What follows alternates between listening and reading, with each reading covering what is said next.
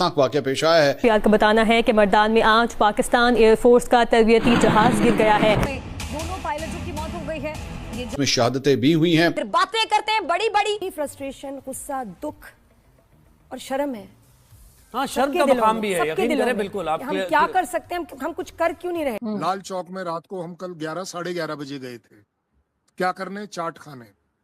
जिस तरह की प्रोग्रेस यहाँ हो रही है ना, अगर बाई चांस आपको मैंने वीडियो यहाँ से भेज दिया और आपने पीओके में भेज दिया तो कल सवेरे इंडियन फ्लैग वहाँ एकदम से ऊपर आ जाए। भारत अप्रिशिएट तो करना पड़ता है, हमारी दुश्मनी सही, लाख अदावतें सही, लेकिन अप्रिशिएट तो करना पड़ता है कि बड़ा क्लैरिटी के साथ आगे बढ़ रहे हैं। ये फ़र्क है।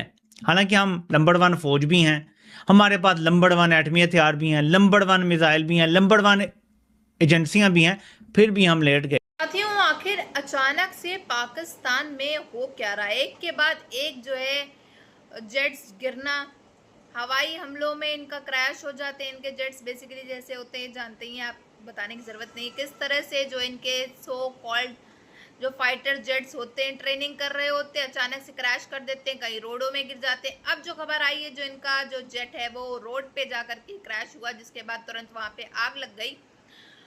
आखिर ये क्या डेवलपमेंट है मुल्क के अंदर? इनके जो बातें और बड़े बड़े बयानात जो ये दिया करते हैं, इनके DGISPR, इनके फील्ड मार्शल और इनके अलग अलग फॉरेन मिनिस्टर वगैरह, तो ये डेवलपमेंट हो रही है पाकिस्तान में कि खुद ही ट्रेनिंग कर रहे हैं, खुद ही अपने यहाँ जो है फाइटर जेट्स गिरा दे रहे हैं, खुद ही के यहाँ जो नुकसान करवाए चले जा रहे हैं।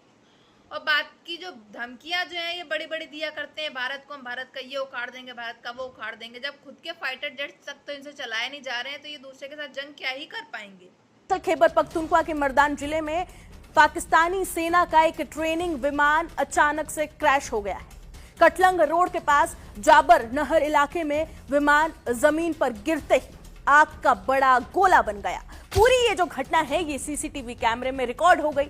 वीडियो में ये साफ दिखाई दे रहा है कि सड़क पर गाड़ियां सामान्य तरीके से चल रही हैं और तभी अचानक आसमान से एक विमान तेजी से नीचे आ जाता है और सड़क के बीचों बीच आकर गिर जाता है। और अप्रिशिएट तो करना पड़ता है, हमारी दुश्मनी सही, लाख अदावतें सही, लेकिन अप्रिशिएट तो करना पड़ता है कि बड़ा क्लैरिटी के साथ आगे बढ़ रहे हैं। ये फ़र्क है। हालांकि हम नंबर 1 फौज भी हैं, हमारे पास नंबर 1 एटमी हथियार भी हैं, नंबर 1 मिसाइल भी हैं, नंबर 1 एजेंसियां भी हैं, फिर भी हम लेट गए। आपका बताना है कि PAF के लेफ्टिनेंट मोहम्मद कासिम अब्दुल्ला और पाक नेवी के लेफ्टिनेंट ताहा अब्बासी शहीद हो गए हैं। फायदा आप देखिए, इस पे भी तकरीबन भारत ने 7,000 करोड़ रुपया खर्च किया इस टनल को बनाने में। साहब, भारत ने बड़ा काम किया है। एक जानिब जोजिला टनल बना दी, तो दूसरी जानिब हम सुन रहे हैं कि चनाब से पानी भी जो है वो ब्यास की जानिब डाइवर्ट कर दिया जाएगा। ये अज़ाइम क्या है भारत के? भारत अप्रिशिएट तो करना पड़ता है, हमारी दुश्मनी सही, लाख अदावतें सही, लेकिन अप्रिशिएट तो करना पड़ता है कि बड़ा क्लैरिटी के साथ आगे बढ़ रहे हैं। दुनिया भर में चौधरी बनने वाले और ढींगे हाँकने वाले जनरल मुनीर को इस वक्त बड़ा झटका लगा है। फ्रस्ट्रेशन, गुस्सा, दुख और शर्म है। हाँ, शर्म का मकाम भी है, यकीन करें। बिल्कुल, आप हम क्या कर सकते हैं, हम कुछ कर क्यों नहीं रहे। पाकिस्तान इस वक्त तीनों तरफ अगर आपने देखें महाज खुले हुए हैं। एक तरफ इंडिया की जानिब से, दूसरी तरफ अफगानिस्तान वाली जानिब से, जहाँ खुली जंग जारी है, और इंडिया वाला खतरा किसी भी वक्त है, मालूम ही नहीं है कि वो क्या करेंगे। इंडियन फौज चाहे तो दुनिया की तारीख का पासा पलट सकती है, उनके पास वो वेपन्स मौजूद हैं। इजाफे से मुतालिक सिप्री की रिपोर्ट में क्या है और इस पर पाकिस्तान को तशवीश क्यों है? अच्छा, इस रिपोर्ट के मुताबिक स्वीडन में कायम थिंक टैंक सिप्री की जानिब से जारी करदा एक हालिया रिपोर्ट में बताया गया है कि 2025 के दौरान जहां इंडिया ने अपने जौहरी हथियारों को वसअत दी और नए न्यूक्लियर डिलीवरी सिस्टम पर काम जारी रखा, तो वही पाकिस्तान ने भी नए डिलीवरी सिस्टम्स की तैयारी जारी रखी और आने वाले दहाई के दौरान इसके जो देखिए, पूरी दुनिया के अंदर हम सालसी के लिए मारे मारे फिर रहे हैं, इधर अमन करवा देंगे, उधर अमन करवा देंगे, हम जाते हैं सबके साथ मीठे मीठे मुंह बनाकर मिलते हैं, लेकिन पाकिस्तान के अंदर हमने हालत क्या कर दी है, ये मैं आपको आज की खबर दे रहा हूं। ग्लोबल पीस इंडेक्स बराए साल 2026 पाकिस्तान 6 पॉइंट्स नीचे तनज़ली हो गई। पाकिस्तान 163वें नंबर पर आ गया दुनिया में ऐसे ममालिक जहां पर पीस कम से कम है। क्या बात है, सुभान अल्लाह, सुभान अल्लाह। इराक की सूरत हाल पाकिस्तान से बेहतर बताई गई है इस 2025 के दौरान ताबकारी मवाद फैसल जमा किया। सिप्री की रिपोर्ट में कहा गया कि मई 2025 में इंडिया और पाकिस्तान के दरमियान होने वाली मुख्तसर मुसल्ला झड़प के दौरान इंडिया ने पाकिस्तान के फिजाई और मिसाइल अड्डों को निशाना बनाया, जिनका ताल्लुक मुमकिन तौर पर जौहरी सरगर्मियों से हो सकता है। तब दोनों ने कशीदगी में इजाफे से बचने के लिए इक़दाम किए। सिप्री की रिपोर्ट के मुताबिक इंडिया ने 2026 में 12 न्यूक्लियर वॉरहेड तैनात किए हैं और अब इसकी मजमूई मिलिट्री हो चुकी है। ग्लोबल पीस इंडेक्स 2026 की रिपोर्ट के मुताबिक पाकिस्तान 163 में से 152 नंबर पे आ गया है।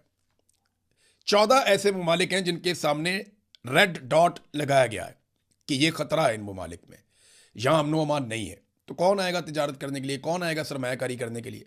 वो जो 14 ममालिक डाले गए हैं ना, उनमें ज्यादातर ममालिक वो है जहां पे जंग चल रही है। यमन है, शाम है, रूस है, यूक्रेन है, सूडान है, अफगानिस्तान है, सोमालिया है, म्यांमार। जौहरी हथियारों की तैनाती के हवाले से इंडियन डिफेंस जो मिनिस्ट्री है उनकी जानिब से अभी तक कोई रद्द-ए-अमल सामने नहीं आया। इधर पाकिस्तान के फॉरेन ऑफिस के तर्जुमान ताहिर इंदिराबी ने सिप्री की रिपोर्ट की रोशनी में कहा कि हमने सिप्री की रिपोर्ट और इंडिया के न्यूक्लियर कैपेबिलिटीज में पेशरफ्त और तैनाती से मुतालिक इसके जायजे का मुतालिया किया है, जिसमें न्यूक्लियर वॉरहेड्स की मुबैना तैनाती भी शामिल है। अगरचे हम सिप्री की तरीकाकार या नताइज की तौसीक नहीं करना किया गया, उनसे सवाल किया गया कि इंडिया ने मुमकिन तौर पर अपना रिवायती जो न्यूक्लियर मौक़िफ़ है तब्दील किया और इतलात के मुताबिक अमन के दौर में तकरीबन 12 जौहरी वारहेड्स तैनात किए हैं, तो पाकिस्तान इस पेशरफ्त को कैसे देखता है? इससे पहले ये चीज़ इस तरीके से इंस्टॉलेशन इसकी नहीं हुई थी। असल मुद्दा या असल मसला ये है। इस पर स्पोक्सपर्सन ताहिर इंदिराबी ने कहा कि हमने सिप्री की रिपोर्ट और इंडिया के न्यूक्लियर कैपेबिलिटीज में पेशरफ्त और 25 है, इसमें जंगज़दा इलाके भी हैं, आप खुद सोच लीजिए। इराक 140 है और हम किस नंबर पर हैं? 163, 163 नंबरों पर हम माशाल्लाह से हमें जो है वो सॉरी पाकिस्तान 152 152nd पोजीशन पर आ गया, 152 नंबर पर आ गया। टोटल रैंकिंग जो है वो 163 की है। अब आगे ज़रा खित्ते के ममालिक सुन लीजिए। भूटान 16वीं पोजीशन पर है क्योंकि वहाँ बड़ा